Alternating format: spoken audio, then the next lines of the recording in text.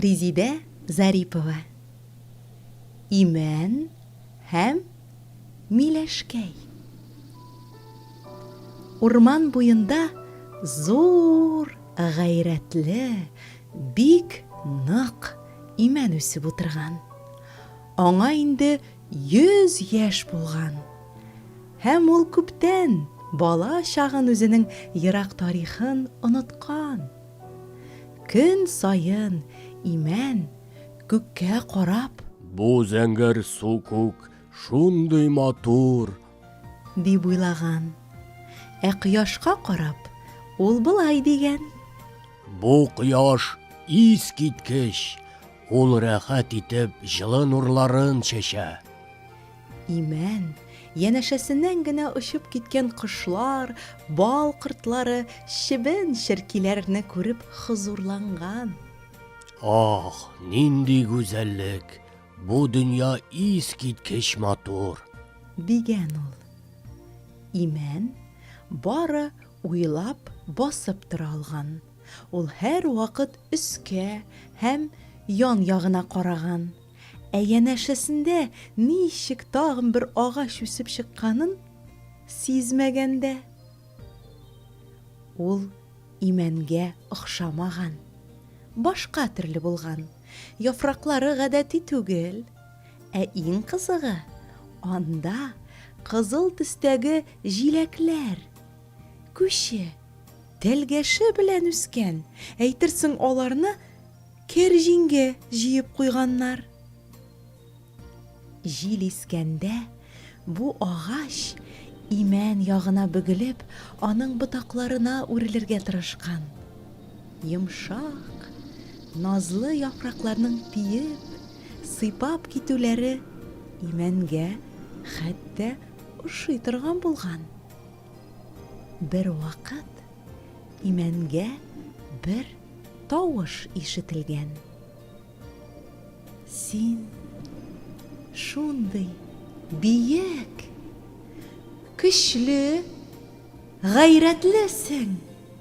100 ел яшәп тә ялгызың үзең. Җилгә, бушлыкка дәшә яфраклар.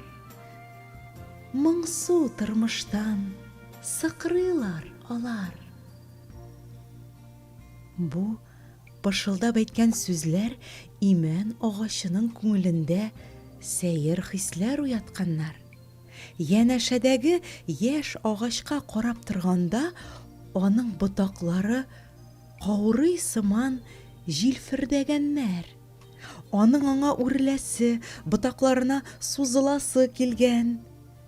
Кинәт имән агачы үзе дә көтмәстән сөйләшә башлаган. «Әйе, мин биек, көчле һәм гайрәтлемен. 100 ел яшим, тик хәзер ялгыз түгелмен. Һәр ботак илә яфрагым берлә гашыйкмын. Миләшкәем минем, хезмәтчең булырмын». Миләшкәй күңеле тулып елап җибәргән. Ул инде күптән имән агачын яратып яшәгән. Бары имән аның барлыгын моңа кадәр сизмәгән. Ләкин хәзер ул миләшкәйне күргән. Бар матурлыгы белән күргән. Миләшкәй имәнгә ботакларын сузарга теләгән.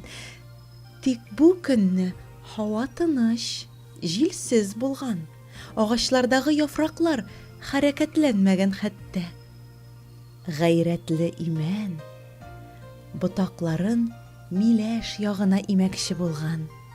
Әмма 100 ел дәврендә алар тәмам катып, бөгелми торганга әйләнгәннәр.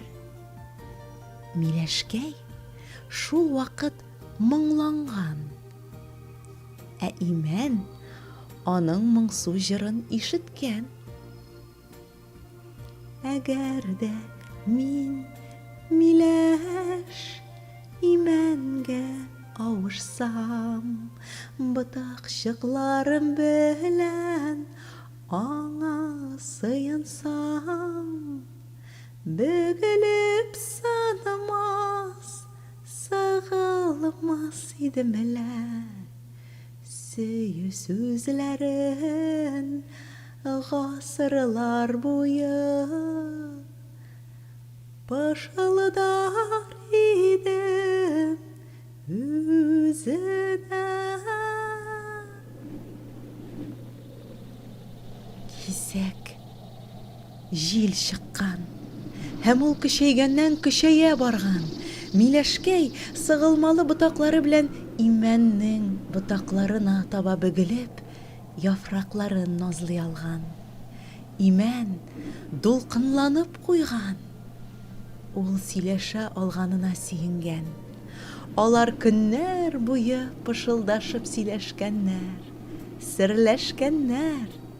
Шушы көннән башлап алар ялгыз булмаган. Җәен дә, көзен дә, кышын да, язын да бергә янәшәдә үткәргәннәр. Әле бик күп еллар бергә яшәгәннәр.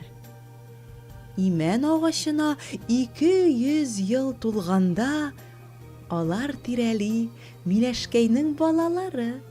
Аның онык-оныкчыклары үсеп утырганнар. Аларга карап имән сөенгән.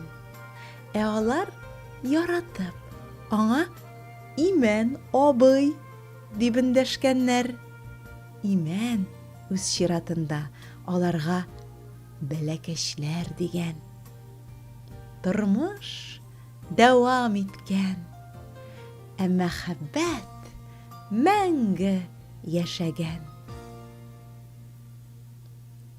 Укыдылар Юрий Павлов һәм Гүзәл Шәмәрдәнова.